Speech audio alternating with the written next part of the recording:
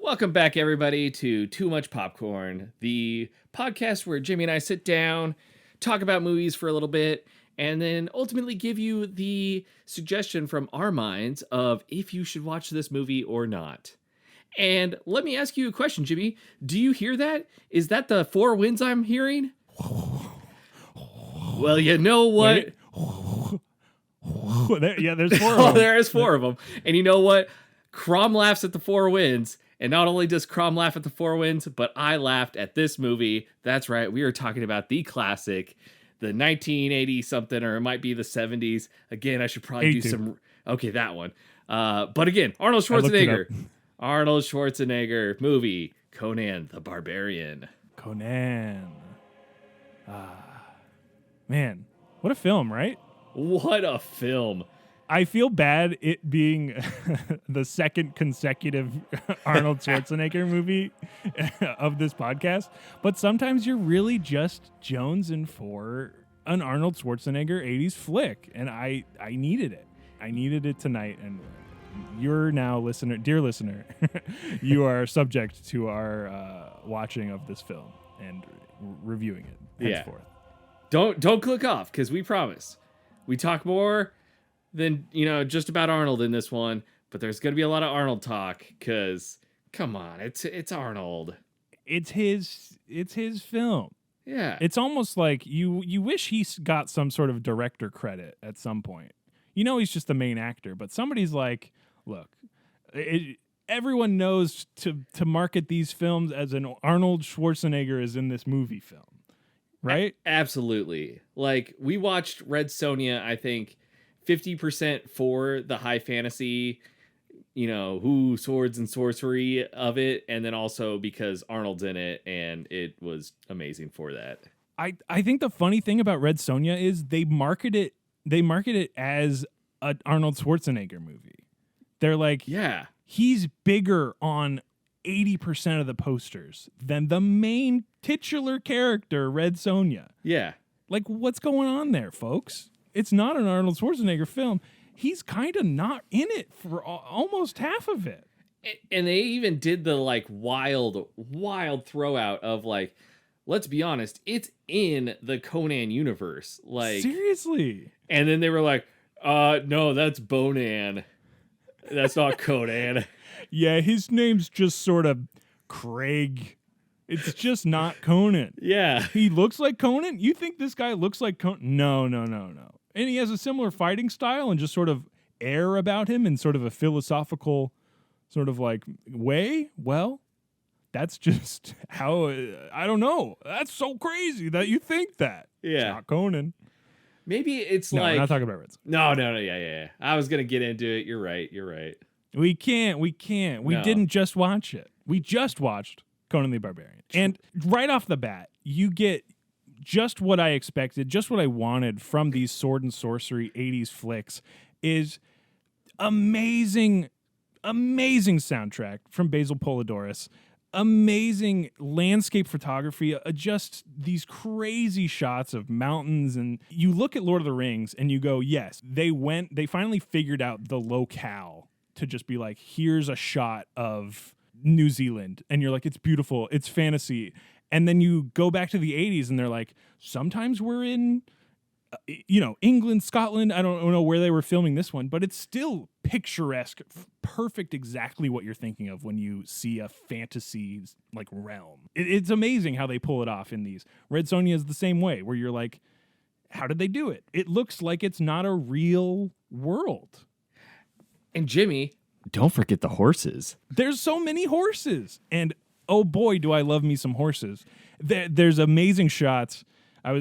We were just watching it and you're like, get a camera guy on a horse, taking a shot of other horses with a choral soundtrack just screaming over it. and you've got peak fantasy. It's 100% what I want. Yeah, I don't care if it's Theoden telling people to ride for a Red Dawn or, a group of tyrants who are coming in to kill all of Conan's family. You get those horses charging some poor merciless orcs or some like poor farmers. I'm for it. It's great. Yes. It's crazy. I'm already rooting for the people on the horse, and I'm like, oh no, they're the bad guy. Well, I'm rooting for the shot being so good that I've forgotten what side I'm on, and I'm just in it for the experience of whatever happens next. And any horseback fighting, especially in this film, and the bloody conclusion is so good. And just in the 80s too, they were hurting these horses, man. Yeah, these horses got hurt. There's a couple, like, they put that thing at the end of the credits. Good. Yeah, they put the thing at the end of the credits. It's like, no horses were harmed in the making of this film. Yeah, but it looks like they got harmed. I think some of them got harmed. I think a couple of them maybe got a little bruised up in a bad way. Yeah. And you don't see that in Lord of the Rings. You're seeing CGI horses get mangled. But thrown off of cliffs. Yeah, but those Oliphants, man, I did not see a thing at the end of those credits that said no Oliphants were hurt in the making of this movie. No, they straight up killed the Oliphants. Yeah. They brought them back, as they were like, hey, you know how unicorns were real? Oliphants were also real, and we genetically engineered them, and they're real again for the film, and we got to kill them all. Yeah. So they can't live on this plane. Spoiler alert for The Lord of the Rings, The Return of the King. Some Oliphants die. We'll get to that, though. The best thing is, if you haven't seen any Lord of the Rings, you don't even know what an Oliphant is. Yeah. I think you can infer what it is, wink, wink, but you don't know. Yeah. Could be anything. Yeah. I'm saying Oliphant. It's a fantasy word. Hey, and you know what? It's going to take you so long to get there because, of course, you got to start at The Hobbit 1 and work your way there. And you're going to get to The Hobbit 3 and be like, I'm not finishing this. This sucks. This is too much lore and backstory for me. And also, it's very bad. That would be a rough way to introduce yourself to the Lord of the Rings sort of canon. Because hot take alert, the Hobbit movies are not good. I love you. You've mentioned hot takes in like possibly every episode at this point, and maybe it will just be the thing you do. And they're absolutely not hot takes at all. They're the coldest frozen hungry man meal of a take. No. No, this is a hot off the grill. You take can 5. Claim it's hot as much as you want, and it is. We're literally talking about a movie from 1982. And the Lord of the Rings movies are from like 2000. Yeah. Like they're also the coldest takes of all time. And defending, or rather not defending, the Hobbit films is also another like one of the coldest takes of all time. It's very funny. Fair. But oh man, Conan. You get a story of just a kid who goes through a hard time, but then puts in a little bit of effort in working out and just getting absolutely shredded. Like that. Gotta get the hours in on the wheel. What more do you need from a story? And I said it while we were watching it, and I'm going to say it again so the viewers can hear it from my voice, that, your whole family can get slaughtered and you get enslaved and you get put onto a wheel where your whole thing is to push it. And you can either break down mentally and think, ooh, this is the rest of my life. I'm screwed. Or you could do the Jocko Willink like mindset of good and just start pushing that wheel and think, I'm gonna work out. This is my life now. I'm gonna get so shredded and look so good. And boy howdy, Arnold looks good in this movie. Oh yeah, It's funny that we just had sort of seen and reviewed the other film, Total Recall, because he's definitely less jacked in that movie. And in this one, he's like blown up to an absurd scale. He is just so big. Yeah, it is very obvious that he's coming out of like peak Mr. Universe condition. 100%. It's not the condition he was in when he did Hercules in New York, but like it is definitely the Mr. Universe. He is just jacked, lean, and looks freaking good. And it's like the Conan. Like, you look at the dude and you're like, that is not only Arnold, that is not only Mr. Universe, that is Conan the Barbarian. Yeah, I think I was very briefly perusing the Wikipedia, and either director or casting or somebody was like, no one embodies the spirit and the jackedness of Conan the Barbarian more than Arnold. Like, he was the no-brainer pick for the titular character. And there's no question. Yeah. He looks so good in every shot, even with the like sort of goofy wig. He's great.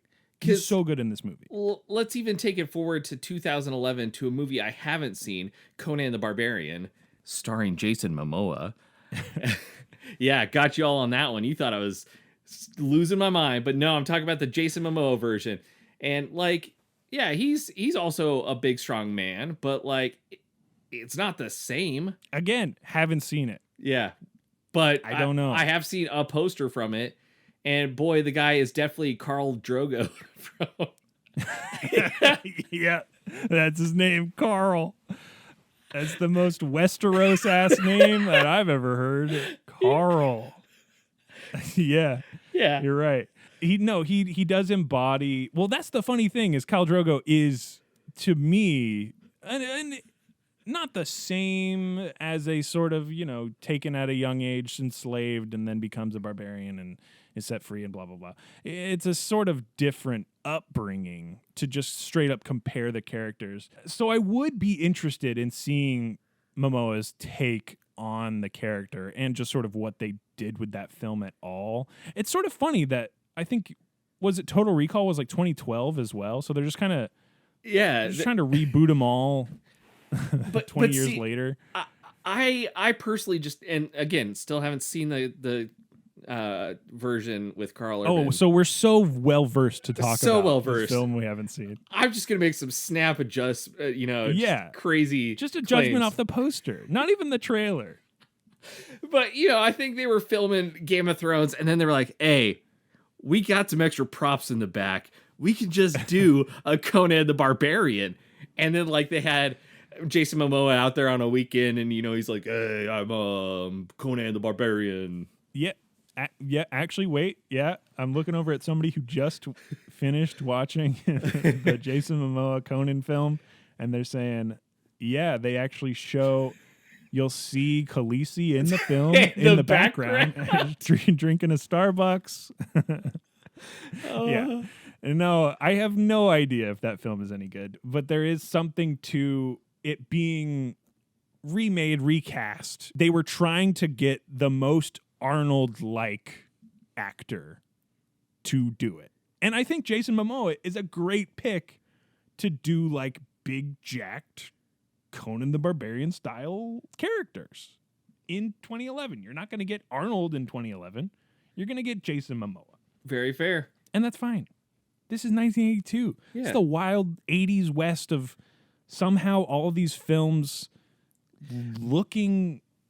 They have such a specific look about them, these 80 fantasy flicks. I love where you're going with this, but I want to loop back to... Sorry. We'll bring it back. Yeah. We'll bring it back. Well, I want to loop back to recasting characters, and how can you recast, James Earl Jones or, Mako, who's got...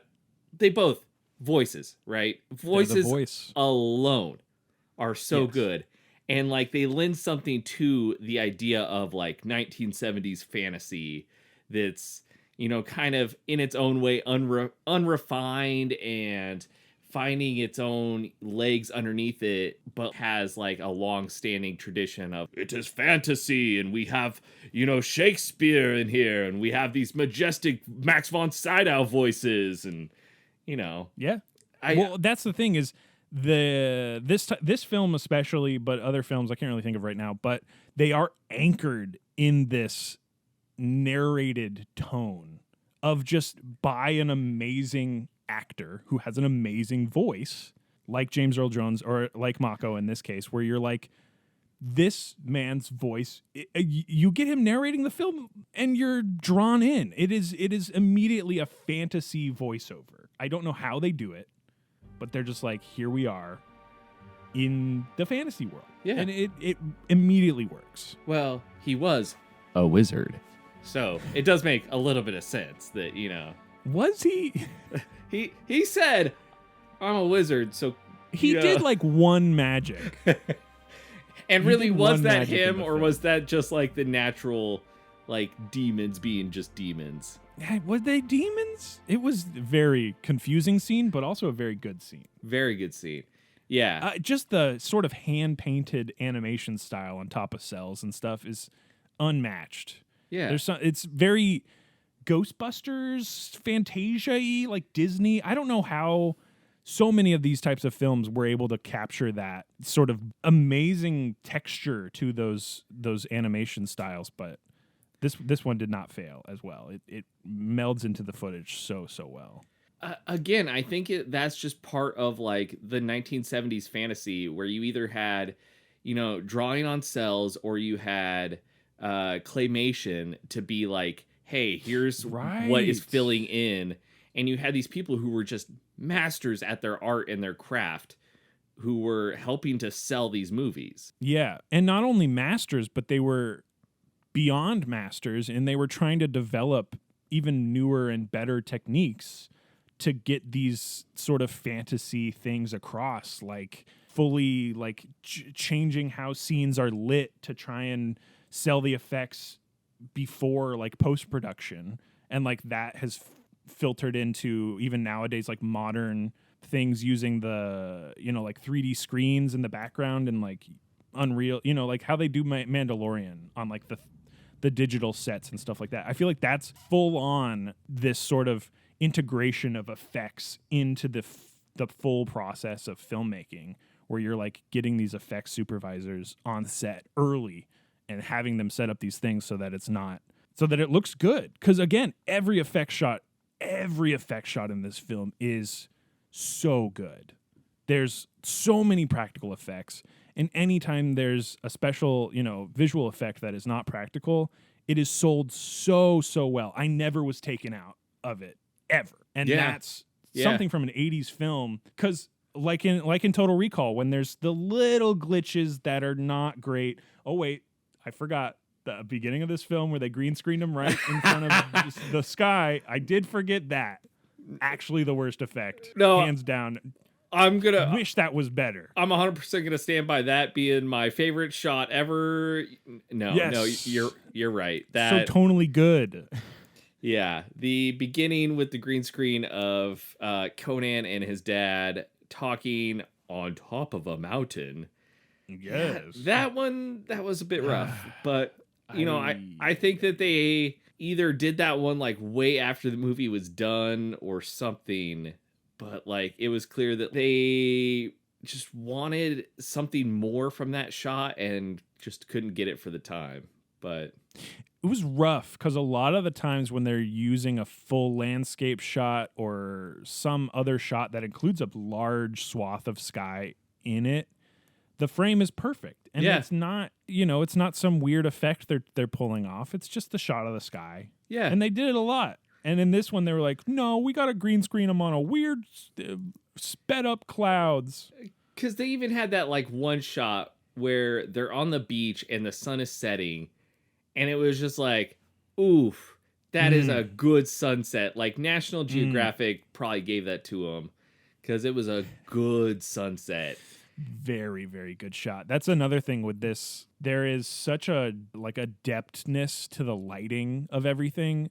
There is the use of light and shadow in this film is not something I normally would pick up on as like something that really stood out to me. But in this film, I was constantly like, here they are, going through a dungeon and using this using each column and stuff to sneak behind, and every shot is lit so perfectly in this like dim light. Like it felt dim. Everything was dim, and when it's bright, it's like daytime. But everything was just dim, but not muddied by the darkness. It was like the things you need to see are clear as day, and the action shots of them slicing people and beheading people, and all this kind of stuff is lit so perfectly.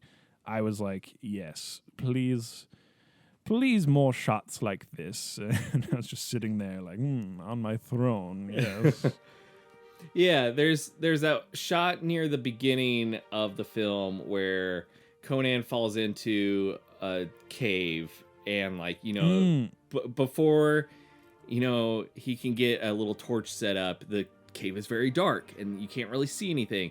And then he sets up this just very small fire that, granted, it definitely gives more light to the cave than a small fire of that size would, but it's not like you see in a lot of movies, especially movies from the 30s and 40s, where they light one little torch. And I'm thinking of that one scene from The Mummy where the guy lit that little torch and the whole cave was like, oh, I'm here. Yes. Yeah. Yes. And so, yeah, I totally agree with you that it was just I think they had a really good relationship between the special effects team, the lighting team, and a whole bunch of other teams in this film. Maybe it was small teams, I don't know. Perfect synergy. Yeah, but all working in tandem. And it helped to set up. Yeah, I forgot in that scene there's the creepy skeleton that you see just because it's not lit enough, and so you see it and it's just so ominously creepy. The shadows. There's an amount of darkness in this film, which starts right in the title sequence when they're crafting a sword. Is the only light is the blade being forged, and that it sets you off so well on the right foot. You're like, here we go. This type of photography in general is just magical. It feels so good. You can't just set up a camera and be like, okay, here's the lighting for this scene. No, it's you got to know what kind of film you're using. You got to know the lighting for the area. You got to know how lighting changes. You got to know that if one specific thing is producing light, it's going to be way brighter than everything else. And the fact that you had these people who could film something like a sword being forged, or a little flame inside a dark cavern, or a set that was lit entirely by red light, it is incredible. And it's incredible to think that you look at these movies and you're like, oh, it's just some dumb 80s movie, and oh, it's so cheesy. Yeah, a lot of art went into it though. Yeah. There's an intentionality behind every shot. It is sure some of the writing, some of the scenes feel that sort of 80s cheese more than not. I think I'm being brought back to the scene where he's hanging out with the evil lady, and there's just a lot of weird shots in that hut that you're kind of like, huh, okay, well, I mean, it culminates to a fine sequence, but there is something very cheesy about just she's a monster, and then Conan throw her into the fire, and then right after that, where it's sort of very awkwardly shot in some way, again lit perfectly, no question about that. But then they're like, oh well, we're gonna flex on you right now and do some cool light VFX with painting and stuff, and you're like, oh fine, sure. I mean, it was weird for a second, but I'm back. We're good. You saved the scene. I'm with you on that, but you're going to tell me that their inclusion of the classic Friedrich Nietzsche quote of kill your enemies, drive them before you, and then hear the lamentation of their women is cheesy? I'm not going to say that. I'm going to say that is peak fantasy. Amazing quote. Yeah, great quote. To just put in this film in general. It's amazing. Yeah. No, but seriously, Iconic. Also starting the film with a Nietzsche quote was kind of just huh. A choice was made. A choice. That choice specifically, interesting choice. Yeah. Yeah. It is funny because 80s movies, huh? You're thinking cheese. How are they starting off with Nietzsche quotes? They're really trying to be this they're trying to put you in this philosophical hey, Conan, we're calling him Conan the Barbarian. Full on barbarism is a thing where you're bad to other humans, right? So why is he suddenly this Rhodes Scholar you know, like reading books and finding out the carnal knowledge of women. You know, like it's funny to set up a character in such a way where you're like, his name is Conan the Barbarian. And you're like, okay, cool. Barbarians in culture right now are, you know, bloodthirsty, rage-inducing, you know, they'll do all this stuff and there's no intelligence behind it. And you're like, oh, actually, he learned how to read and he knows all this sort of stuff about just how to be a good fighter because he fought a lot. And you're like, okay, so I'm supposed to believe this again from Arnold Schwarzenegger? This is the guy? And you're like, he's the guy. And you're like, okay, he's a big guy. Got big brain, big space for a big brain as well. It's like that one bit from The Simpsons where Rainier Wolfcastle is playing the nerd. You know what I'm talking about? Yes. Yeah. Yes. Yeah. Yeah. I Where can't he's just go like into dressed it. like a nerd and he's like, I'm here to read. Yeah, I can't go into it any further because I don't remember enough right now. No. But yeah. Yeah, no. he's just like dressed, you know, he's got suspenders and all, and he's wearing glasses, but he's still like, oh, yes, it's me. Yeah. I'm the smart guy.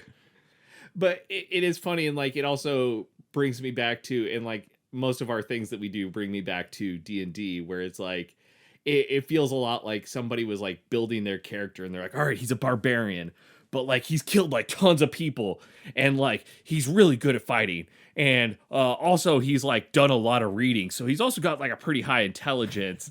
And like you're sitting there and you're like, all right, you're speccing your character into too many things, and your character's like, also you got to pick one stat, and you're like, no, I'm splitting them. He's really strong and really smart, and it's like, hey, slow it down. Slow it down here. Yeah. Oh, and he's also going to be really good at sneaking. And you're like, oh, whoa. 3 max stats? Yeah. You're really breaking the game here. Yeah. And then like also the whole like, this guy's level 1, but you're treating him like a level 10 character, and you know, but like it is funny to put it through the veil of a stat-based game and try and put Conan the Barbarian, who should technically be classed as a barbarian, in that world, and you're like, no, Conan is his own deal. That's why he's legendary. And like I totally get the idea of like a legendary character, and like, yeah, he should be good at all these things. But it was funny while we were watching it to like be making these D&D jokes where like he's got his little partner who's a thief and also an archer, but there's a battle near the end and he picks up a pike and he's also really good at that. And you're amazing. Like, yeah, and you're like, what can't this guy do? He leveled up at some point, and it was just he gained proficiency in stabbing things. Yeah, and I bet you he could probably shell off some Nietzsche quotes too. Oh yeah, Conan gave him all his reading material. So after he was rather captured by the king, they were like, hey, you got to read up on some Nietzsche stuff so that you're sort of on our level. Yeah. I've had carnal pleasures with this woman, and you're just sort of, we just said you were killed by lions, and you weren't. So you got to figure out your deal. And then he had a whole sort of second act to that character. So yeah, that's definitely what happened. Yeah, I'm there for that. Yeah. You think it's time for a break? I think it's a great time for a break. Great time for a break. Here you go.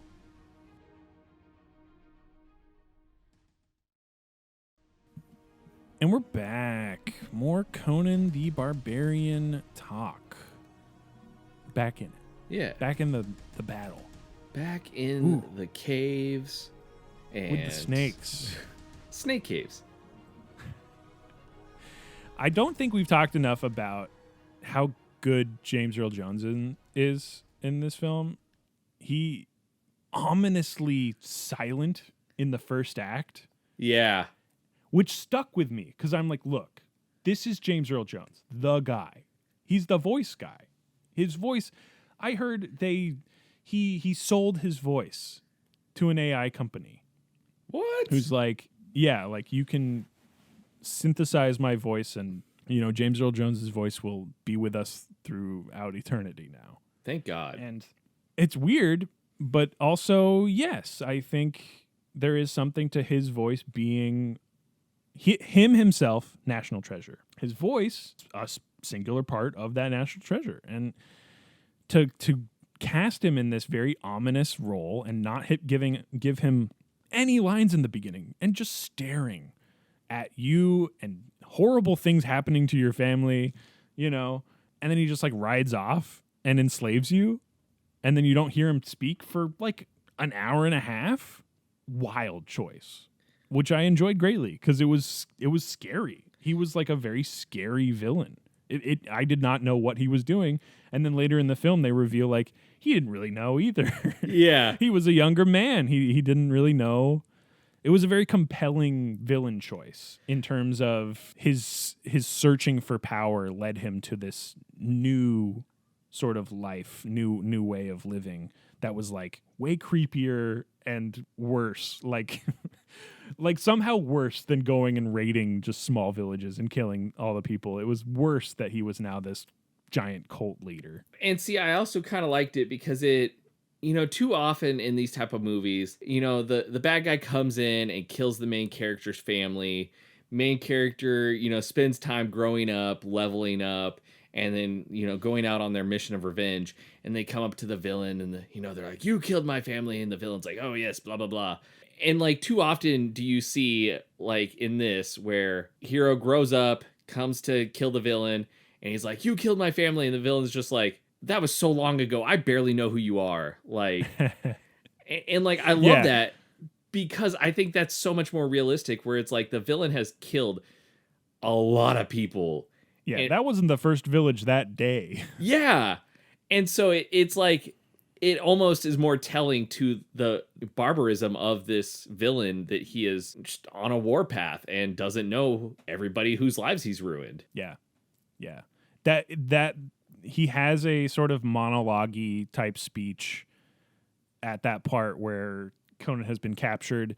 And I truly was very pleased with how they had turned that around into, yes, he is Conan the Barbarian, but you are now against a villain of such barbarism, of such wanton destruction there was no end to it. He was still, as far as you could tell, he was killing as many people as he wanted still. They were setting up easier ways to kill more people and sacrifice more people without even having to go and, raid the villages yourself and lose your own men. You were just like, we're just electing people to kill themselves. And he was so creepy about it. And he tells the woman to like come to him, and horrible things happen there. And you're like, wow, there is a deep evil power here that he has. And they sold it really well. And his voice and his delivery of these lines and his whole deal in this film is sold the like reasoning behind Conan so well for me. It's also kind of wild that like so often in movies, especially movies like this, you get the villain who goes on their tirade and just monologues, and they're like, here's my plan, and here's all the things I'm doing, and here's practically all the ways you can put an end to that. And like you mentioned, there is that monologue from James Earl Jones, which is very good, but he doesn't like go into depth about what he's doing. And like, yeah, really, there's no point where they're like, here's why we need to stop him. It's because like, oh, he's trying to overtake the world. Like they make allusions to this like movement towards infinity or like darkness, but they don't really go into it much more than that. And it could mean anything. Yeah. He is eternally vague in his machinations, and you only are told what he's doing through the story and them raiding the tower and finding a snake being fed, like snake god almost, like very demigod-esque, like giant snake. And you're like, whoa, what's going on here? And it's like, well, we're sacrificing people to him, and we just sort of do that all the time. And you're like, okay, weird, hate that. Big room of bones, that's fine. And you're like, okay, so they're doing that, You're learning through even the part where he's passing the sort of people holding the flowers who are like, come on, we're going to the earth or whatever. And it is like a funny scene where he's like, enough time in the earth in the grave, and you're like, poignant, love it. Yeah. But also they're going to go worship him and Snake God and be sacrificed, turned into stew. I don't even know. Yeah, it's like there's so many bad things that he could be doing that they don't even show you in the film. It's just horrifying that he has the will, he has people's wills. He just controls them. Yeah. And so, like, I think the movie did a very good job of, other movies try to do that vagueness where they're like, oh, our villain is vague, but it leaves you wanting more, and it leaves them being unsatisfying because you really don't know what their motivation is or anything. But this movie did a very good job of occluding James Earl Jones's character in darkness in a way where it was like, oh man, like he's up to something, and I'm curious for more. He's just trying to do snake tricks. He's just trying to do snake jobs. Yeah, just trying Snaky to shoot stuff. snakes out of a bow. Yes, twice, a couple times. That was so good. Well, so good, so weird, and just like goofy. Yeah, but ultimately, like, yes, please, thank you, I love it. James, shoot me. Hey, Mr. Jones, Mr. Earl Jones. Yeah. Shoot me with a bow and arrow and snake arrows, please. You had so much high fantasy, like, of the time in the 70s. D&D was going to get started, or was started at the time. You had books, and it's just weird that, like, you don't see enough reflected in movies. Where it's like the goofy stuff. Yeah, you had Red Sonja, which came later. You had Willow, which I'm pretty sure also came later. The Tom Cruise one, which I'm blanking on. Legend. Tom Cruise fantasy? Legend. Right. So you did have some high fantasy stuff, but like, were people just Never-ending scared? Story? I guess. A little different. Yeah. But I feel like any isekai, like Journey to Another World is not the same. Yeah. So we're like, people just scared to touch it because, like, you had wild stuff happening in this movie. James Earl Jones literally takes a snake, shoots it out of an arrow. Amazing. Loved it. Ruled. It was very good. You had Arnold fighting a couple puppets at some points. It ruled. I loved it. Can't complain. No. Very good.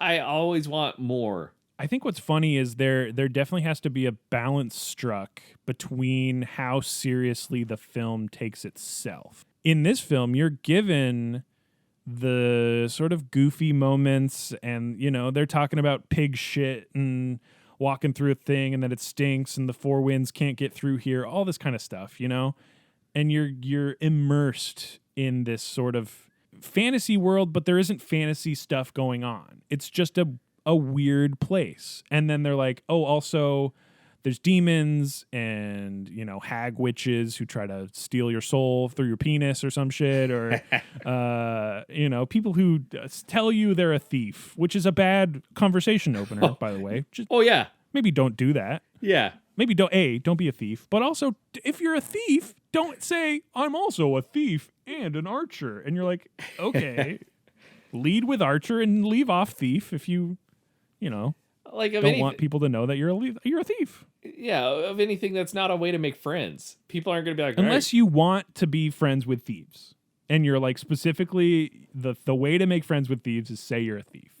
And if you're too scared to say it, then you're not supposed to be a thief, right? Yeah. Is that what we're getting at? So the main thing though is what's funny is, and I don't think it's out yet. I think it's coming out this year. The Dungeons and Dragons movie, right? Yeah. With like Chris Pine, bunch of actors. It's Hugh. I don't fucking know. I don't know. So that movie's coming out. Is it Hugh Grant? I think Hugh Grant's in it. That movie's coming out this year. And what I bring it up for is they, in the trailers, are specifically showing weird D&D mechanics and monsters and like displacer beasts and slime cubes and sort of dimension portals and stuff like that, which is like very D&D and also very weird because it is very kin to D&D and that sort of you kind of have to be there, right? You have to be in the game to not to know about it. Like, you can understand what a displacer beast is if you look at it in a movie. But going off of this film where they just shoot you with snake arrows, or going off the original D&D film with Jeremy Irons where there's like, they didn't really know anything about D&D except that there were dragons and maybe a dungeon or two, right? And you're like, I don't know, guys. I don't know if you know enough about sort of the whole game to do this. And this one is like, you're going off of a Robert E. Howard drug trip, Conan the Cimmerian. Who knows what else happens in those books, right? I've heard he is chased or, swears revenge on like a werewolf man of some kind. And you're like, who knows what level, they had to dumb it down for a film to not be stupid. And so they're like, look, Robert, you're dead, but we kept your snake arrows. And so like, there's something to that, right? Is like, you can't be too dumb, because there's some dumb stuff in D&D. There's some really dumb stuff, but they're gonna put some stuff in the film, and I'm excited to see it. I'm not gonna judge before I see it though. Who knows? Might be good. The stuff from the trailer makes it look goofy, like self-aware of D&D being a conversational, usually jokes, even serious campaigns like Critical Role or something. Not that I've watched a lot of that, but even serious campaigns like that where they're like, world-ending consequences if the heroes fail, they'll do dick jokes and stuff all the time. Not highbrow, but it's like they'll do other jokes that are good. I don't know. Yeah, it's almost like you got things like D&D or Conan, which have so much content behind them that you can start making up your own stories to it, and people are like, is this part of it? Is it not? And I think that's a sign of a good universe, is you've put so much wild yet believable stuff in it that it lets people imagine and create their own ideas within it. Yeah. That's the thing. I'd be very interested to see what sort of world building back from Robert E. Howard, like what was he capable of in Conan and his other works? Like what is different about Samaria and sort of where Conan is from than other fantasy worlds? Why is he a barbarian? There are interesting things behind that, and I think the film takes, the writers of the film took what was important to them and very well adapted it to screen. I think it was a very good screenplay for this film. Yeah. So with that being said, Jimmy, would you recommend people watch this? I talked it up this whole time, and I was just going to say I recommend a watch. This is a watch from me. All right. Wow. How about you? I talked it up too, and you got Arnold in it, and who am I kidding? Of course it's a watch. I loved it. We got a double watch again. That's not only 3 weeks of watches, that's 3 weeks of double watches. I promise, folks, at some point, we're going to start roasting movies and actually mean it and actually start giving you some dot watches. And we're going to disagree. We just, look, I'm going to let you in on a little secret here, folks. Aaron and I went through maybe 5 weeks where we watched stinkers, and those are not episodes. And we'll get back to it. Look, there's some not great movies out there, and we've just wanted we started the podcast on a high, and even Glass Onion, it's good. Some people would disagree. We said watch it regardless, but what we're saying here is we wanted to watch films that we wanted to enjoy and recommend to people. And so we watched films that we enjoy and recommend to people. Yeah. And not only that, you got our bosses that gave us this task. They were like, look, you got to put out a movie review podcast, but we're not going to tell you which movies to watch. They whip me. Yeah, they whip Jimmy. I'm like, whoa, guys. Just me. Just me. Yeah. But they didn't tell us which movies to watch, and so we were like, hey, we might as well enjoy this a little bit, and sometimes we just want to enjoy the movies we're watching. And it's not even we go in knowing that we're going to tell you to watch it or not. Maybe something irked me in this film and told me not to, but it didn't, right? Yeah. I fully am on board with this film, and I think, hey, give it a watch if you haven't. Even if you have, give it a rewatch. It's good stuff. Yeah, I think you'll go back through and like this is one that I watched a little bit too long ago. Like I should have rewatched this one a lot sooner because boy howdy was it just super enjoyable. I think it's fun too, is we've watched films that, I mean, Glass Onion not included, but we've watched films that I hadn't watched in I don't know how many years, and it felt like a first watch again, which is always very, very fun to then discuss afterwards. Oh yeah. Yeah, I think that was one of the things is like I remembered the general gist of it. I remembered that James Earl Jones was in it. And then it's like, no, James Earl Jones just pulled out a snake and then turned it into an arrow. Did not remember that, but loved it. Did not remember that. Yeah. Very good. Yeah. So go grab some popcorn and grab some more popcorn. Then you have too much popcorn. And that's the show. Thank you so much for listening. If you have the time to leave a review, we would love to see that on whatever podcatcher you're listening. And that'll do it for this episode. So go watch the film. We recommend it. And have a good one. Bye.